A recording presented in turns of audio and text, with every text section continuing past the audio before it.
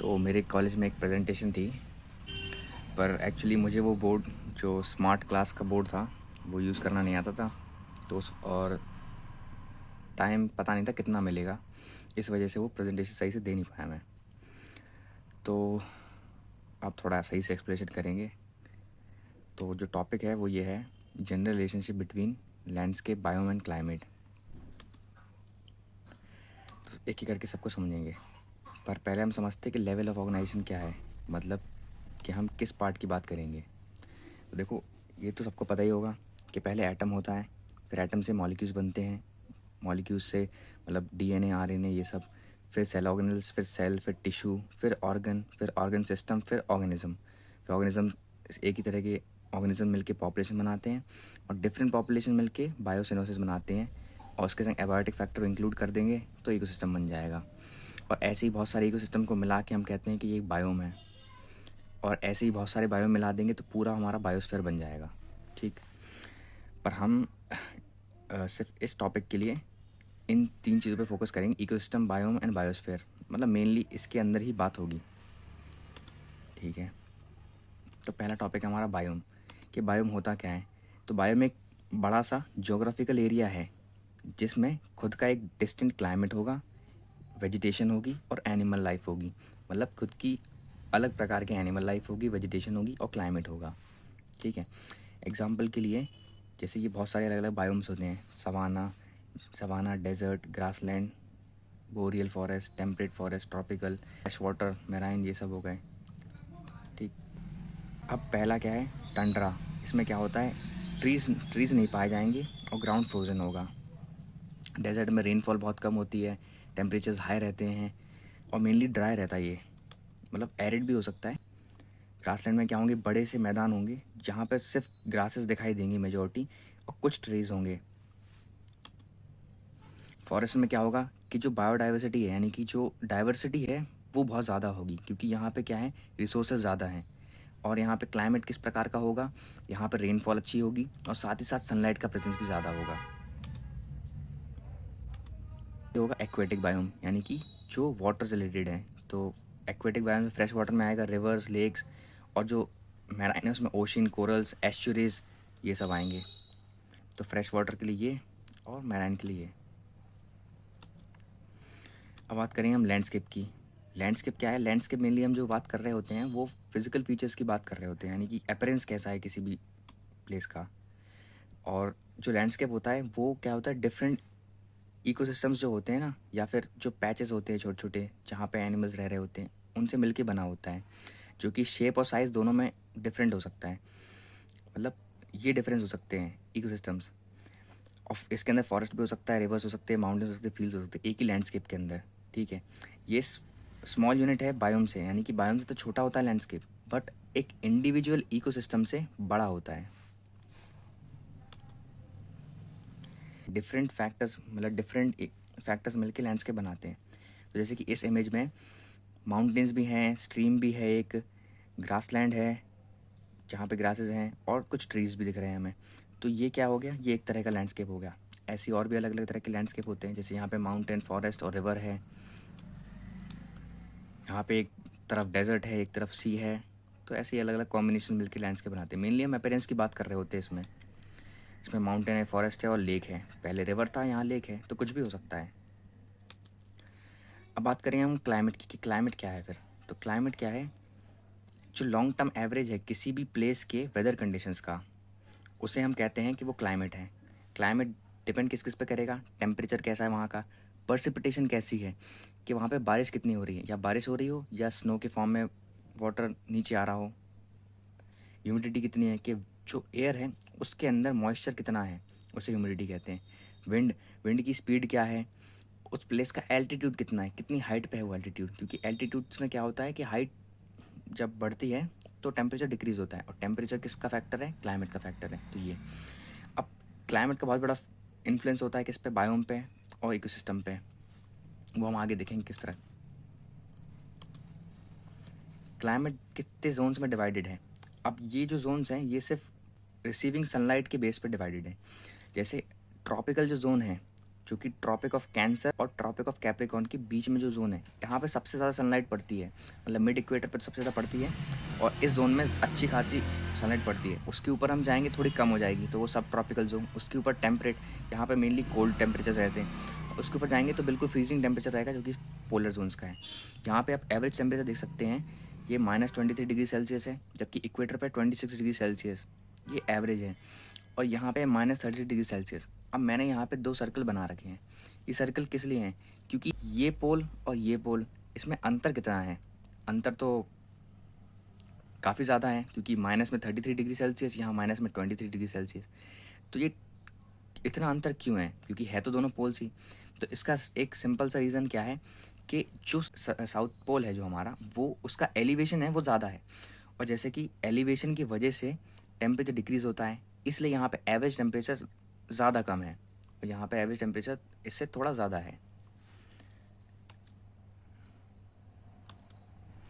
अब वो जो पिछला ग्राफ था वो सिर्फ सनलाइट के बेस पे बनाया गया था कि सनलाइट कितनी रिसीव हो रही है, पर जो ग्राफ है वो कुछ इस प्रकार दिखाई देगा। ये कॉपिन क्लासिफिकेशन के बेस पे ये ग्राफ बनाया गया है कि यहाँ पे टेम्परेचर, पर्सिपिटेशन, एल्टीट्यूड, सब चीज़ का जो फैक्टर सारे हैं, उन सबको मिलाने के बाद में किस प्रकार के जो क्लाइमेट्स हैं अलग अलग प्लेस पे बनते हैं, वो यहाँ पे बताया गया है, क्योंकि यहाँ पे बहुत से अदर फैक्टर्स भी हैं।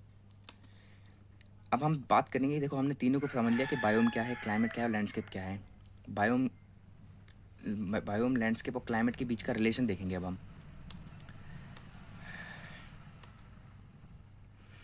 अब लैंडस्केप का रोल क्लाइमेट में क्या है, तो हमें बस यही समझना है कि किस प्रकार से ये आपस में एक दूसरे से कनेक्टेड हैं या कैसे एक दूसरे पर प्रभाव डालते हैं। तो माउंटेन और जो वैलीज़ हैं या प्रॉक्सिमिटी ऑफ द सी है, ये क्लाइमेट को इम्पैक्ट करती है। किस प्रकार से? इस प्रकार से कि जो माउंटेन्स हैं वो रेन शेडो इफेक्ट क्रिएट करते हैं, तो यहाँ पे रेन से फ़र्क पड़ता है, मतलब कि रेन अगर हो रही है तो कहाँ होगी, कितनी होगी, ये फ़र्क पड़ता है। सी ब्रीज और लैंड ब्रीज होती है, जिसकी वजह से टेम्परेचर रेगुलेट होता है, कि कोस्टल एरियाज़ का टेम्परेचर मतलब नॉर्मल रहता है, माइल्ड रहता है, ना ज़्यादा हॉट होगा ना ज़्यादा कोल्ड होगा, क्योंकि सी ब्रीज लैंड ब्रीज क्या करती है, इसको मेनटेन कर देती है। और ऐसा क्यों होता है? ऐसा इसलिए होता है क्योंकि ये जो लैंड है और जो वाटर है वो डिफरेंट रेट्स पे ठंडे होते हैं और गर्म होते हैं, जिसकी वजह से ये जो डिफरेंस आता है ना, इस डिफरेंस की वजह से ही एयर को इस तरफ मूव करना पड़ता है या इस तरफ मूव करना पड़ता है। अब जैसे लैंड जल्दी गर्म हो जाएगा तो यहाँ से एयर ऊपर जाएगी, और जब लैंड गर्म हो गया, एयर ऊपर गई, तो यहाँ पे खाली स्पेस यानी वैक्यूम जैसा क्रिएट होगा, मतलब वैक्यूम तो नहीं होता है पर लो प्रेशर एरिया हो जाएगा। तो इस लो प्रेशर को फिल करने के लिए क्या होगी, जो ठंडी हवा जो कि ओशन के ऊपर है वो इस तरफ को जाएगी, और इस तरफ को जाएगी तो ये हो जाएगा हमारा सी ब्रीज। और सेम इसका अपोजिट होगा तो ये हो जाएगा लैंड ब्रीज। और लैंड ब्रीज कैसे होगा? क्योंकि ये जल्दी ठंडा हो जाएगा रात में, क्योंकि सॉलिड जल्दी ठंडे हो जाते हैं, लैंड जल्दी ठंडा हो गया तो फिर यही जो रिवर्स हो जाएगा इसका प्रोसेस, तो फिर जो इस तरफ से एयर उस तरफ को फ्लो होने लग जाएगी। तो ये है यहाँ पे। तो अब हम समझेंगे कि जो रेन शेडो इफेक्ट की मैंने बात की वो किस प्रकार काम करता है। तो देखो, जो वापर जो वाटर होता है वो इवेपोरेट हो रहा है। अब वाटर इवेपोरेट हुआ और ये कहाँ गया? लैंड की साइड गया। अब लैंड की साइड इसको रेन करना था, पर हुआ क्या एक्चुअली में, ये बहुत दूर तक जाता थोड़ा थोड़ा रेन करते हुए, लेकिन क्योंकि ये वार्म जो मॉइस्चर वाला जो वाटर है वो ऊपर की तरफ जा रहा है। अब ऊपर जाने से यानी कि हाइट बढ़ने पे क्या होता है, टेम्परेचर डिक्रीज़ होता है। टेम्परेचर डिक्रीज़ होगा तो इसके अंदर की जो वाटर जो मॉलिक्यूल्स हैं वो कंडेंस हो जाएंगे, मतलब जो वाटर वेपर है वो कंडेंस हो जाएगा, और कंडेंस हो जाएगा तो क्लाउड फॉर्म हो जाएगा, और क्लाउड फॉर्म हो जाएगा तो बारिश हो जाएगी। और जब ये बारिश हो गई यहाँ पे और फिर भी आगे मूव कर रहा है, तो इसमें अब मॉइस्चर तो बचा नहीं, तो यहाँ पर रिलेटिवली लो बारिश होगी। ऐसा भी हो सकता है कि बारिश हो पर कम होगी इसके कंपैरिजन में। क्यों? क्योंकि यहाँ पे जो इफ़ेक्ट है वो इफ़ेक्ट ने अपना काम कर दिया, और बारिश का जो वाटर है क्लाउड ने वो लूज़ कर दिया है, इसलिए इस तरफ का रीजन ड्राई हो जाता है या कई बार डेजर्ट भी बन जाता है, और इस तरफ का रीजन ग्रीन रहता है, जैसे कि हमने पिछली वाली जो स्लाइड्स में देखा था। अब आगे देखते हैं, ठीक है। इस तरफ से मॉइस्ट एयर आई, और यहाँ पे जो माउंटेन, इसकी वजह से क्या हुआ कि जो क्लाउड्स हैं वो यहीं पे परसिपिटेट कर गए, और इस तरफ का एयर रीजन है वो एरिड रहेगा। ऑस्ट्रेलिया में इस तरफ से जो एयर आई, माउंटेन्स वगैरह हैं, उससे क्या होगा, रेन शेड इफेक्ट क्रिएट होगा, तो इस तरफ एरिड रहेगा और इस तरफ ग्रीन रहेगा। अब लैंडस्केप क्या करते हैं, टेम्परेचर को भी रेगुलेट करते हैं। किस प्रकार से? एल्बिडो इफेक्ट, इसमें क्या होता है, जो एबिलिटी है सनलाइट की रिफ्लेक्ट करने की वो एल्बिडो इफेक्ट कहलाता है। तो स्नो की जो एबिलिटी है वो 90% तक है, और जो वाटर की एबिलिटी है वो कम है, मतलब 6% है, थोड़ा आगे पीछे हो सकता है ये वैल्यू। तो स्नो क्या करती है, स्नो ज़्यादातर जो इनकमिंग रेडिएशन है उसको रिफ्लेक्ट कर देती है। तो ये जो जहाँ पे स्नो रहेगी वहाँ पे एब्जॉर्प्शन कम होगा लाइट का, तो टेम्परेचर कम रहेगा, और जहाँ पे एब्जॉर्प्शन ज़्यादा होगा वहाँ टेम्परेचर थोड़ा ज़्यादा रहेगा कंपेरेटिवली। एग्जाम्पल के लिए जैसे कि यहाँ पर, अब यहाँ पे जो वेजिटेशन है वो क्या करेगी, इसको एब्जॉर्ब करेगी सनलाइट को, और जो यहाँ पे स्नो कवर है ये रिफ्लेक्ट करेगा। तो इसलिए यहाँ पे टेम्परेचर कम रहेगा, सॉरी यहाँ टेम्परेचर कम रहेगा, यहाँ ज़्यादा रहेगा टेम्परेचर। अब जो क्लाइमेट का रोल है वो लैंडस्केप में क्या है, लैंडस्केप का तो क्लाइमेट पे रोल पड़ता है कि रेन के पैटर्न पे फ़र्क पड़ रहा है, टेम्परेचर पे फ़र्क पड़ रहा है। अब हम देखेंगे कि क्लाइमेट का लैंडस्केप में क्या रोल है।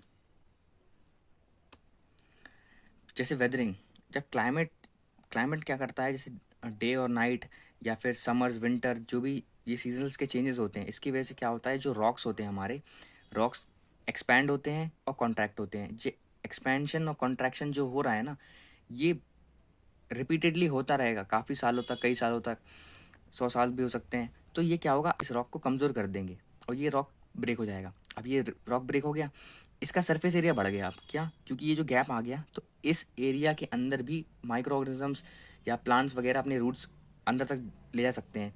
तो अब सरफेस एरिया बढ़ गया तो इसका ब्रेक डाउन होना ईजी हो गया। तो क्लाइमेट ने क्या किया, फैसिलिटेट किया है इस चीज़ को, सॉइल फॉर्मेशन को। तो वेदरिंग क्लाइमेट की वजह से होती है, एक फैक्टर ये है। इरोजन, अगर ज़्यादा रेनफॉल हो रही है तो इरोजन होगा, कम हो रही है तो मॉइस्चर कंटेंट नहीं मिलेगा, तो प्लांट्स ऐसे ग्रो नहीं हो पाएंगे, तो ये फ़र्क भी पड़ता है। रेन है उसकी वजह से क्या होता है, ऐसे वैलीज़ बन जाते हैं, राउंडेड हिल्स बन जाते हैं। तो ये भी फ़र्क पड़ता है लैंडस्केप का, कि लैंडस्केप क्या है, मेनली अपीयरेंस है। यहाँ पे सॉइल फॉर्मेशन का अपीयरेंस किस किस वजह से हो रहा है, क्लाइमेट की वजह से हो रहा है। यहाँ पर जो लैंडस्केप चेंज हो रहा है वो किस वजह से हो रहा है, क्लाइमेट की वजह से हो रहा है। तो क्लाइमेट का इन्फ्लुएंस होता है लैंडस्केप पे। वेजिटेशन, अब क्लाइमेट सही रहा, अगर वार्म रहा, मॉइस्चर अच्छा है, यानी कि रेनफॉल अच्छी होती है, तो फॉरेस्ट बन सकता है। और अगर जो टेम्परेचर्स हैं वो ज़्यादा रहे, रेनफॉल कम रही, तो क्या हो सकता है, डेजर्ट बन सकता है, डेजर्टिफिकेशन हो सकता है। अब क्लाइमेट का रोल बायोम में क्या है, क्लाइमेट का बहुत क्रिटिकल रोल है, क्योंकि टेम्परेचर, प्रेसिपिटेशन, ये सीजनल पैटर्न्स की वजह से ही प्लांट लाइफ इफेक्ट होती है, और प्लांट लाइफ के ऊपर ही डिपेंड करते हैं एनिमल्स, यानी कि फ्लोरा के ऊपर ही फौना डिपेंड करता है। इस वजह से जो क्लाइमेट का रोल है बायोम पे बहुत ही सिग्निफिकेंट है। देखें कैसे। अब क्लाइमेटिक फैक्टर्स क्या हैं, टेम्परेचर और रेनफॉल, ये कुछ एग्जांपल्स हैं। ऐसे डिटेल में तो बहुत ज़्यादा है मतलब इसके अंदर। अब देखिए रेनफॉल जो है, जब रेनफॉल ज़्यादा होती है और टेम्परेचर भी ज़्यादा होता है, यानी कि सनलाइट, मेनली सनलाइट की बात करें हम तो रेन फॉरेस्ट जैसी सिचुएशन बनती है, यानी कि यहाँ पे टेम्परेचर ज़्यादा है और जो रेनफॉल है वो भी ज़्यादा है, यानी कि दोनों फैक्टर्स मिल रहे हैं यहाँ पे, तो अच्छा खासा प्रोडक्टिविटी होगी यहाँ पे, रेन फॉरेस्ट बनेगा। और अगर टेम्परेचर कम है और थोड़ा बहुत पर्सिपिटेशन हो रहा है, यहाँ पर्सिपिटेशन की क्यों बात कर रहे हैं, क्योंकि यहाँ पे स्नो के फॉर्म में भी वो जो वाटर है वो आ सकता है, इसलिए। तो ये पोलर रीजन बनेगा, क्योंकि टेम्परेचर बहुत कम है यहाँ पे, इसलिए। और अगर मान लो टेम्परेचर जो है वो बहुत ज़्यादा है, टेम्परेचर बहुत ज़्यादा है और रेनफॉल बहुत कम है, अगर रेनफॉल कम है तो डेजर्ट सिचुएशन बन सकती है। तो ये हो गया एक्सट्रीम पॉइंट्स। तो इनके बीच में जो भी फैक्टर्स बनेंगे उस हिसाब से डिफरेंट बायोम्स बना देते हैं। जो पिछला ग्राफ था वो बहुत सिंपल था, क्योंकि उसमें हम क्या कर रहे थे, रेनफॉल और सनलाइट को देख रहे थे। लेकिन इस ग्राफ में क्या है, जो इंपॉर्टेंट चीज़ है वो ये है कि एडिटी इंडेक्स की बात हो रही है और एवेपो ट्रांसपिरेशन की बात हो रही है। अब देखिए एवेपो ट्रांसपिरेशन बेसिकली क्या है, कि देखिए वाटर वेपर जो पर्सिपिटेशन है वो तो हुआ, पर कितना वाटर अवेलेबल है प्लांट को, उसके बेस पे ही वेजिटेशन इफेक्ट होगी। एवेपो ट्रांसपिरेशन में क्या होता है, इवेपोरेशन होता है और ट्रांसपिरेशन होता है। इवेपोरेशन क्या होता है कि जो नॉर्मली जो वाटर वेपर बन के उड़ जाता है एटमॉस्फेयर में, वो हो गया इवेपोरेशन। और ट्रांसपिरेशन क्या हो गया, कि जो प्लांट अपने लीव्स के सरफेस से जो वाटर रिलीज करते हैं वो हो गया ट्रांसपिरेशन। तो जब ये दोनों चीज़ की वजह से वाटर लॉस हो रहा है, उस वाटर लॉस को हम काउंट करेंगे कि वो लॉस हो चुका है, उसके बाद जो हमारे पास वाटर अवेलेबल बचेगा उसके बेस पे एरिडिटी इंडेक्स डिसाइड होता है कि एरिडिटी इंडेक्स कितना है। अब यही सारे जो पैरामीटर्स हैं ये आपस में मिलके ये जो डिफरेंट वेरिएबल्स हैं ये आपस में मिलके क्या बनाते हैं, डिफरेंट बायोम्स बनाते हैं। डेजर्ट बन सकता है, सुपर ह्यूमिड यानी कि रेन फॉरेस्ट बन सकता है यहाँ पे, या फिर मतलब कि कोल्ड डेजर्ट भी बन सकता है। तो इस प्रकार से जो डिफरेंट फैक्टर्स हैं वो डिफरेंट बायोम्स को जन्म देते हैं। डिफरेंट फैक्टर्स डिफरेंट बायोम्स बनाते हैं। अब बायोम का रोल लैंडस्केप में क्या है, कि बायोम किस प्रकार से लैंडस्केप को इन्फ्लुएंस करते हैं।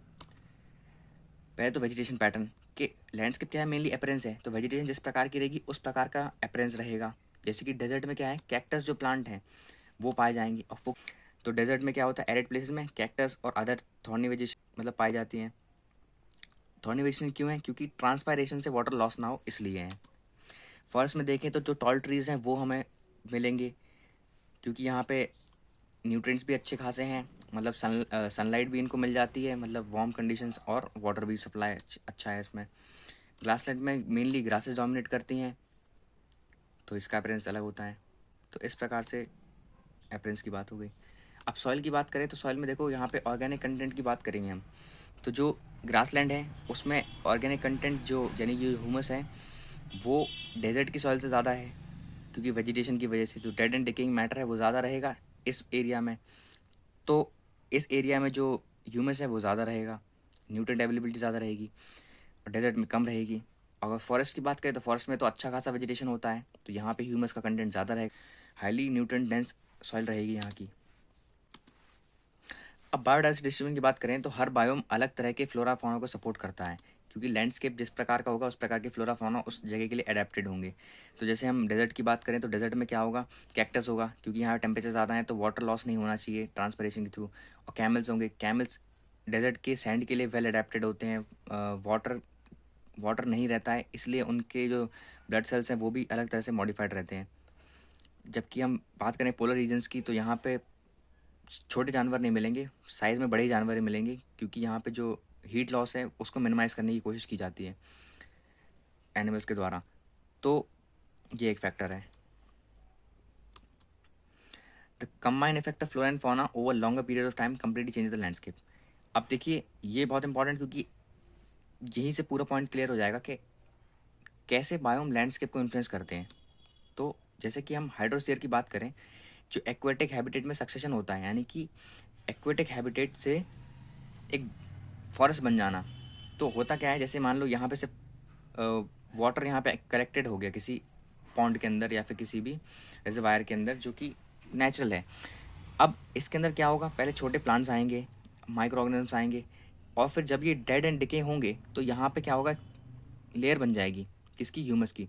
अब इसी लेयर के ऊपर अदर जो प्लांट्स हैं उनके लिए बेस बन जाता है, अदर प्लांट्स के लिए बेस बन जाता है। अब ये प्लांट्स क्या होंगे, ये होंगे आधे बाहर पानी के आधे अंदर होंगे, तो ये मतलब सनलाइट को अच्छे से एब्जॉर्ब कर पा रहे होंगे, ऑक्सीजन को अच्छे से ले पा रहे होंगे, कार्बन डाइऑक्साइड को अच्छे से ले पा रहे होंगे।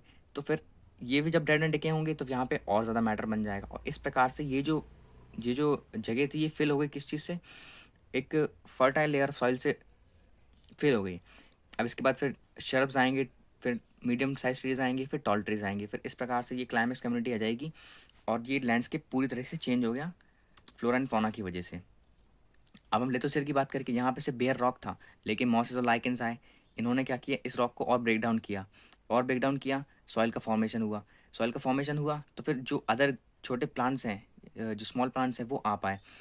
तो जो सॉइल की लेयर है इसने ग्रासेस को सपोर्ट किया।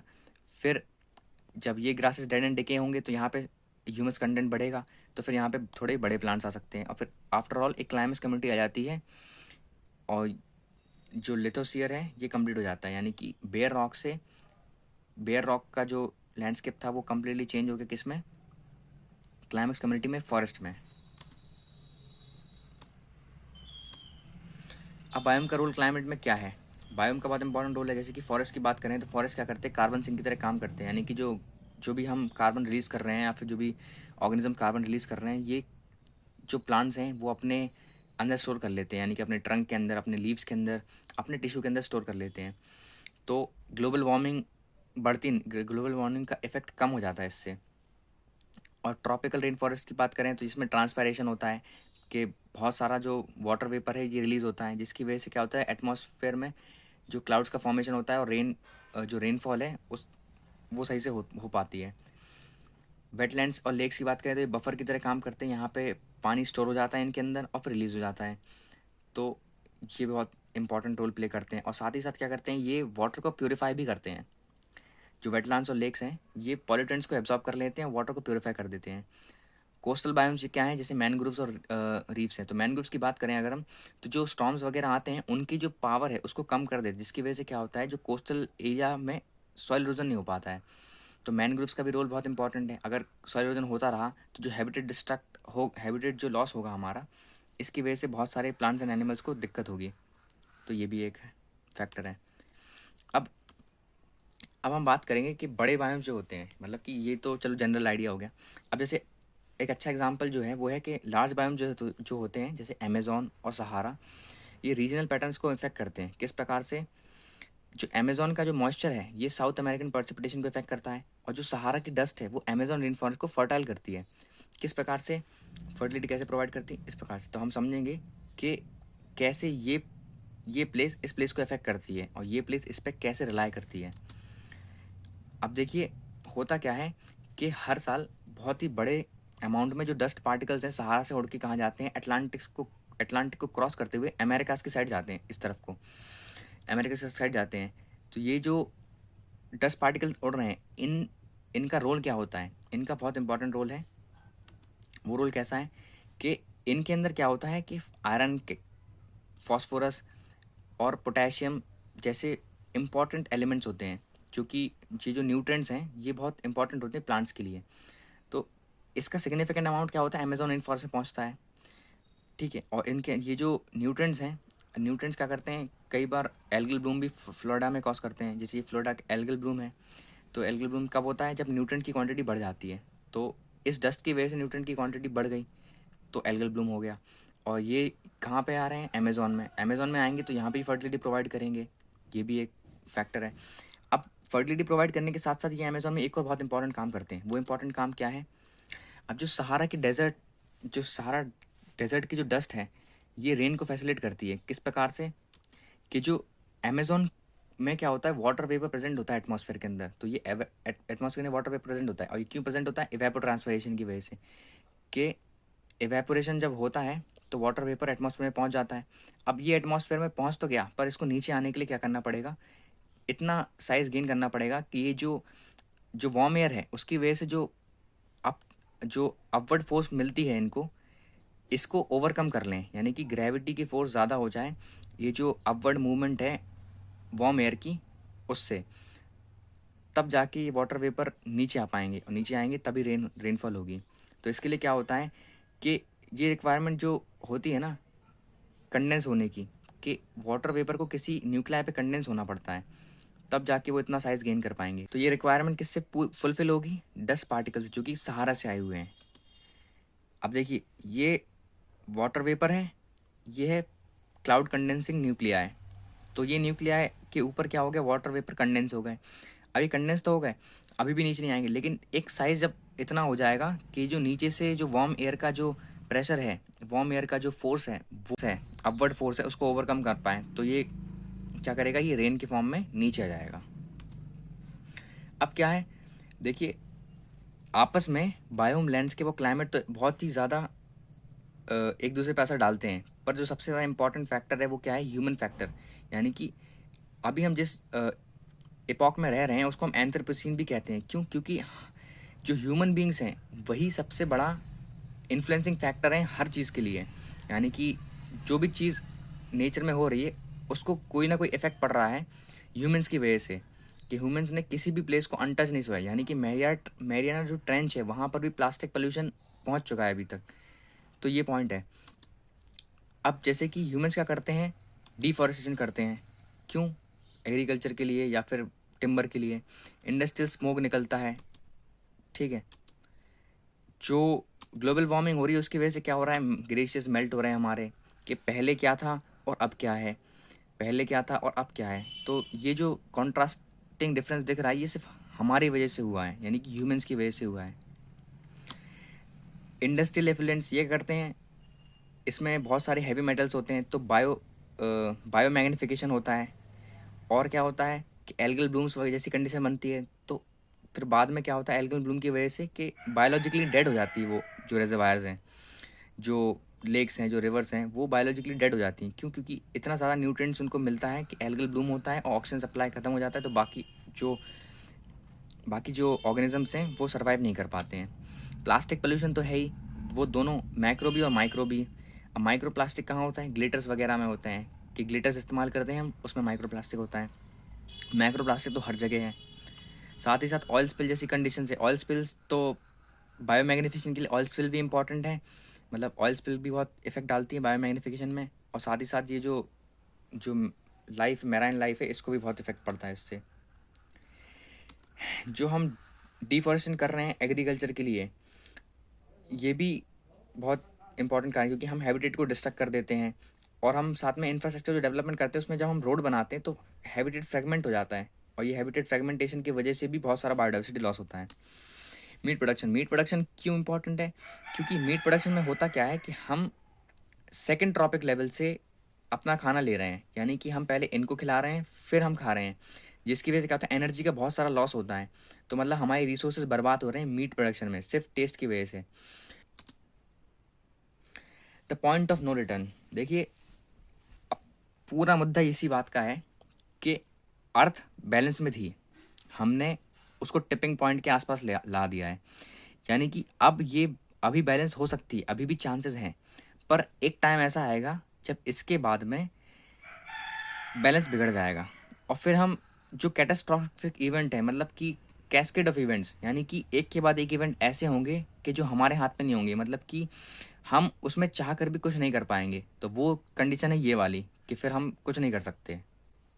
तो ऐसी कंडीशन आने के पहले अभी इस कंडीशन से इस कंडीशन में लाया जा सकता है, तो वही कोशिश करनी है और वही करते रहेंगे।